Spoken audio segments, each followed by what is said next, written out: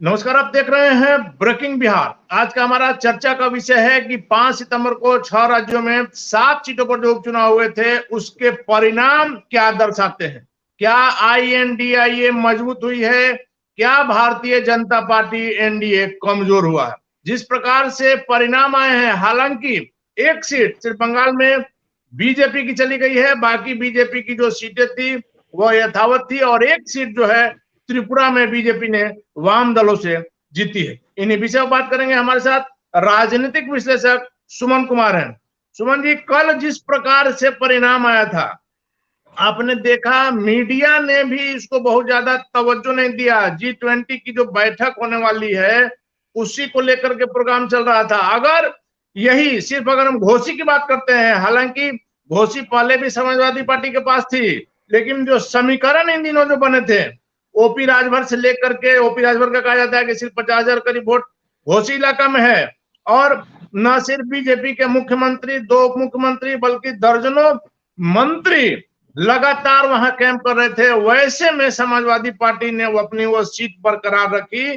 क्या माना जाए कि भारतीय जनता पार्टी कमजोर हो रही?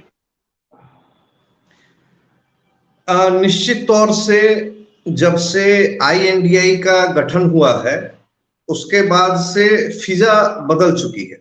बहुत हद तक फिजा में बदलाव आया हुआ है, और 7 सीटों में जो 3 सीटों पर भाजपा विजयी हुई है, 4 सीट पर INDI के लोग जीते हैं। मेरा ऐसा व्यक्तिगत मानना है कि अगर यही नतीजा इसका उल्टा हुआ रहता तो आज जितने भी अखबार हैं उनका फ्रंट पेज इन न्यूज से भरा हुआ रहता, और G20 की बैठक के बीच में जो कवरेज हो रहा था उसके बीच में सारे जगहों के चुनाव के नतीजे दिखाना चालू कर दिए जाते। अब आते हैं मेन मुद्दों पर। पूर्वोत्तर राज्य ने, त्रिपुरा ने भाजपा की इज्जत बचा ली। अब इसके लिए आप ऋतुराज सिन्हा जो भाजपा के राष्ट्रीय मंत्री हैं, प्लस पूर्वोत्तर राज्यों के सह संयोजक भी हैं शायद। हाँ, नहीं, देखिए, ऋतुराज सिन्हा की आपने, आपको हम 1 मिनट रोक रहे हैं। ऋतुराज सिन्हा की आपने जो बात किया, निश्चित तौर पर युवा चेहरा है, बड़े उद्यमी हैं। वैसे में भाजपा के राष्ट्रीय मंत्री और पूर्वोत्तर राज्यों के सह संयोजक भी हैं। और ऋतुराज सिन्हा ने न सिर्फ जो सीट बचाई, एक सीट जो पहले से थी, हम आपको बता दे रहे हैं कि धनपुरा की जो सीट है वो भाजपा के पास पहले से थी, जो बरकरार रही। लेकिन एक सीट जो बक्सा नगर की सीट है वह वाम दलों से बीजेपी ने जीती है। निश्चित तौर पर ऋतुराज सिन्हा का कद भारतीय जनता पार्टी में बढ़ा है। हाँ, लेकिन ये तो बात सही है कि त्रिपुरा ने और ऋतुराज सिन्हा ने भाजपा की इज्जत बचा ली, नहीं तो अभी स्थिति बहुत ही डावाडोल वाली दिखने लगी थी। अब आते हैं, आपको देखिए एक चीज जान जाइए, आप त्रिपुरा में या मिजोरम में या और किसी छोटे स्टेट में अगर आप जीत प्राप्त कर रहे हैं, वो मेन को बहुत बड़ा न्यूज नहीं है। बड़ा न्यूज क्या है ये मैं आपको कुछ बताना चाहता हूं। जैसे कि आपको बिहार से सटे हुए उत्तर प्रदेश में घोसी में उपचुनाव, मेन सीट जो है घोसी हॉट सीट बनी हुई जी, क्योंकि देखिए घोसी, आप यूपी और उसमें घोसी को आप इग्नोर नहीं कर सकते हैं। यूपी से जहां से लगभग हर सांसद ही भाजपाई है, जहां पर भाजपा के मुख्यमंत्री योगी आदित्यनाथ 2-2 बार कैंप करते हो, दोनों उप मुख्यमंत्री कैंप करते हो, 1 दर्जन से ऊपर मंत्री लगातार वहां पर कैंप कर रहे हैं। वहां पर ऐसा षड्यंत्र रचा गया कि बहुजन समाजवादी पार्टी जो पिछले बार 54,000 वोट लाई थी, उसने कहा कि हम इस उपचुनाव में हिस्सा ही नहीं बनेंगे। अब देखिए बात समझिए, घोसी जो विधानसभा क्षेत्र है वहां पर सिर्फ राजभर का 40 से 50,000 वोट माना जाता है, ठीक है। उसके बाद में घोसी में मुझे जहां तक लग रहा है, वहां से जो फीडबैक आ रहा है, घोसी में अजय राय इफेक्ट ने भी काम किया है। इस चीज को भी जो बनारस में मोदी जी के खिलाफ लड़ते हैं और जो कांग्रेस के प्रदेश अध्यक्ष हैं जी, अजय राय को जितना प्रताड़ित किया गया था, उसके बाद में जो फिजा बदली है, अजय राय को वहां का प्रदेश अध्यक्ष बना दिया गया है। घोसी विधानसभा में करीबन 40,000 भूमिहारों का वोट है। वो सारा का सारा वोट, जी हाँ, 40,000 वोट भूमिहारों का है। और वो सारा का सारा वोट समाजवादी पार्टी को लगभग चला गया है। दलित वोट इनको मिला नहीं। सवर्णों का वोट बीजेपी से खिसक करके अगर समाजवादी पार्टी की ओर गया है तो निश्चित तौर पर बीजेपी वहां का लोकल पॉलिटिक्स है ना। आप हर वहां पर योगी को न बनाना था न मोदी को बनाना था, लोकल पॉलिटिक्स को साधना था। सबको मालूम था कि इस उपचुनाव से न योगी आदित्यनाथ जाने वाले हैं न नरेंद्र मोदी जाने वाले हैं। तो वहां पर लोगों को लोगों को अपना शक्ति प्रदर्शन करना था। अब वहां पर क्या स्थिति हुआ, आप एक विधानसभा चुनाव में 42,000 वोटों से हार जा रहे हैं, मजाक है क्या? आप और उसमें योगी आदित्यनाथ की लोकप्रियता इतनी ज्यादा, बिल्कुल बिल्कुल, वो स्टेट जहां पर लोकसभा में आपने कितनी सीटें जीती, आज भी उम्मीद है कि शायद यूपी ही पार करेगा 2024 की नैया, क्योंकि बिहार में भी स्थिति गड़बड़ा रही है भारतीय जनता पार्टी की, एनडीए की। देखिए, मैं एक छोटा सा चीज आपको बताना चाहता हूं। वहां पर समाजवादी पार्टी के सुधाकर सिंह को 1,24,427 मत प्राप्त हुआ। वहीं बीजेपी के दारा सिंह चौहान को 81,668 मत प्राप्त हुआ है। और वोटिंग का जो मतलब हार और जीत का जो मार्जिन है वो 42,759 वोटों का, तकरीबन 42-43 वोट से आप हारे हैं। पिछली बार बीएसपी के वसीम इकबाल 54,248 वोट लाए थे। और तो बीएसपी ने इस बार अपना प्रत्याशी खड़ा नहीं किया था। बीएसपी ने अपना प्रत्याशी नहीं दिया। बीएसपी और बीजेपी के अंदर में क्या साठगांठ है ये तो वही लोग जाने, पर आप एक राजनीतिक पार्टी हो और विधानसभा उपचुनाव में अगर आप नहीं खड़ा होते हो तो जाहिर सी बात है कि इसके दूसरे मायने ही निकाले जाएंगे। अब इन लोगों को क्या लगा कि बीएसपी अगर नहीं खड़ा होती है तो उसका वोट बीजेपी की तरफ ट्रांसफर हो जाएगा। इसी तहत इन लोगों ने ओम प्रकाश राजभर को भी आगे बढ़ाया। लेकिन इसका नतीजा क्या निकला? इसका नतीजा निकला कि जरूरत से ज्यादा आत्मविश्वास भाजपा को भारी पड़ गया। तो माना जाए कि ना मायावती का वोट ट्रांसफर हुआ, ना सवर्ण जो भूमिहार वोटों की संख्या आप कर रहे हैं 40,000 के करीब में, ओम प्रकाश राजभर के वोटर करीब 50,000 है, तो यही वोट मिला करके जब हरा दिए, यही नहीं कि वोट पड़ा ही नहीं। जैसे मेरा कहने का मतलब है कि जो वोट पर कोई किंतु और परंतु नहीं होता था कि ये वोट बीजेपी को ही जाएगा, अगर उस वोट का आधा भी चला गया, अगर 20,000 वोट भी गया तो आपको तो 40,000 वोट का नुकसान हो गया ना। जो 20,000 आपको मिलना था वो आपके विरोधी खेमा में चला गया। तो आप तो एक तरीके से देखें तो आपको मैं बता दूं कि अभी घोसी उपचुनाव में लग ही नहीं रहा था कि लखनऊ जो है वो राजधानी है। सारा योगी जी का कैबिनेट तो घोसी में जाकर बैठा हुआ था। और बीजेपी की खासियत रही है कि कोई उपचुनाव हो, कोई चुनाव हो, पूरा अपना ताकत जो है वहां झोंक देती है। जी बिल्कुल, लेकिन इस बार उनका पूरा ताकत झोंका हुआ काम बिल्कुल नहीं आया और आईएनडीआई ने वो सीट निकाल ली।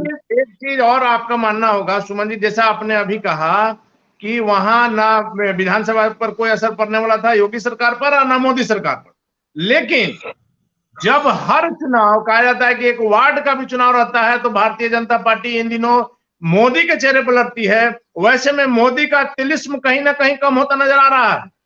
देखिए, तिलिस्म कम नहीं हो रहा है, लेकिन आप एक बात समझें कि आपके घर पर अगर मेहमान साल भर में एक बार आएगा तो आप उसकी काफी अच्छे से खातिरदारी करते हैं जी। लेकिन अगर वही मेहमान अगर हर सप्ताह आना चालू कर दे तो जाहिर सी बात है उसको जो थाली में जो आप व्यंजन परोस रहे हैं उन व्यंजनों में थोड़ी कमी आ जाती है।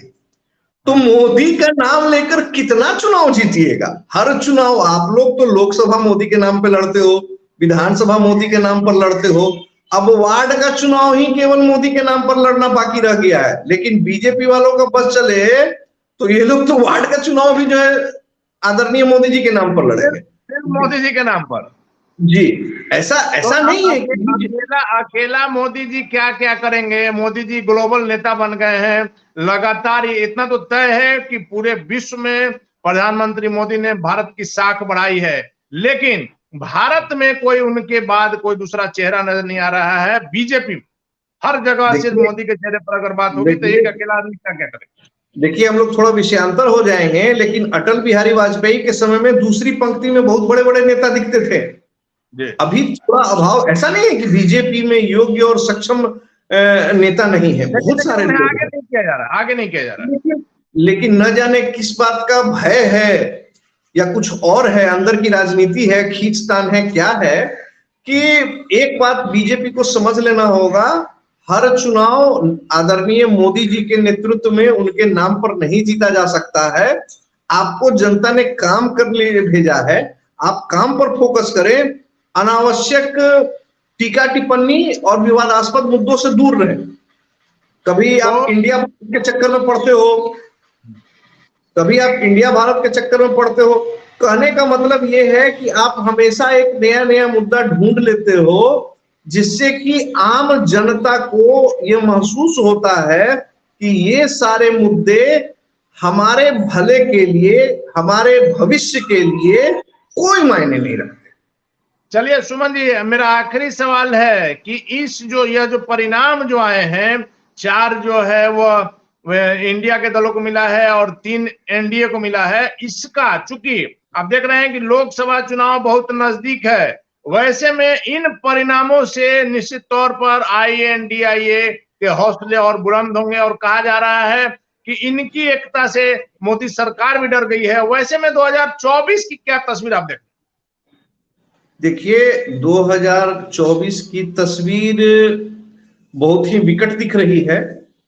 अगर एनडीए के लिए जी बिल्कुल बिल्कुल बिल्कुल। आपको मैं एक छोटी सी बात बता दूं, इसमें ऐड करता हूं, जब आपने 2024 की बात की है, अब देखिए जैसे कि कांग्रेस के प्रदेश अध्यक्ष अखिलेश सिंह बिहार के, अब जैसा कि उन्होंने मांग कर दिया था कि भाई 25% की सीट, करीबन 10 सीट हमको दीजिए, लेकिन कल उन्होंने फिर डिमांड में थोड़ा संशोधन किया, 9 सीट उन्होंने मांग दिया। उनको भी पता है कि कांग्रेस की हैसियत नहीं है कि वो 9 सीट पर जो है चुनाव लड़ सके और 9 सीट के लिए योग्य उम्मीदवारों को तलाश सके। कांग्रेस के पास तो योग्य उम्मीदवारों की भी कमी है। तो कहने का मतलब है कि अगर आपसी खींचतान, लोभ और लालच में हर जगह गठबंधन में अगर कोई छोटी मोटी भी दरार आ जाती है तो भाजपा के लिए वो हितकारी होगा, अन्यथा सारे विपक्षी दल अगर मिलकर भाजपा के साथ चुनाव लड़ेंगे तो भाजपा को बहुत ही परेशानी होने वाली है। भाजपा, सारे विपक्षी दल भाजपा के विरुद्ध लड़ेंगे। चलिए ठीक है, कांग्रेस पर भी बात करेंगे, लेकिन अभी इतना निश्चित तौर पर जो परिणाम आया है, 7 सीटों हुई थी, 7 सीटों पर चुनाव हुआ था, लेकिन एक घोसी का जो सीट है वो सबसे ज्यादा चर्चा में रहा, क्योंकि यहाँ बीजेपी ने जो दाव चला वह सीधे उल्टा पड़ गया। इन तमाम जानकारियों के लिए आपका बहुत बहुत धन्यवाद। इतना क्लियर हो गया है कि 7 सीटों का जो परिणाम कल आए हैं उसमें घोषित सीट को लेकर के जिस प्रकार से ओम राजभर का जो फैक्टर था, ओम प्रकाश राजभर का फैक्टर फेल हो गया, मायावती का फैक्टर फेल हो गया। वैसे में जो लगातार INDIA के नेता कहते आ रहे हैं कि हमारी एकता से मोदी सरकार की जमीन खिसक गई है, मोदी सरकार में बेचैनी है, और इसी को लेकर के आपने देखा कि 200 रुपये गैस के दाम कम किए गए, भारत नाम छोड़ इंडिया नाम जो था उसको भारत चेंज करने की बात हो रही है। हालांकि हम लगातार कह रहे हैं कि यह मुद्दा 1 नेशन 1 इलेक्शन जो है मोदी सरकार का मूल मुद्दों से ध्यान हटाने के लिए किया जा रहा है, लेकिन इतना तय है कि INDIA के गठबंधन से, उनकी एकता से बीजेपी के लिए मुसीबत खड़ी हो गई, और निश्चित तौर पर अगर 2024 तक यह एकता बनी रहती है तो मोदी सरकार के लिए भारी मुसीबत हो सकती है। लेकिन इन 7 सीटों पर जो परिणाम आए हैं उससे यह क्लियर हो गया है कि भाजपा के राष्ट्रीय महामंत्री ऋतुराज सिन्हा निश्चित तौर पर बिहार के युवा नेता के तौर पर उभरे हैं, और उन्होंने जो अपनी साख दिखाई है, उन्होंने जो सीट बीजेपी को जो बीजेपी के पास था वो बरकरार रहा, और एक सीट जो जीता, निश्चित तौर पर इसके लिए ऋतुराज सिन्हा बधाई के पात्र हैं।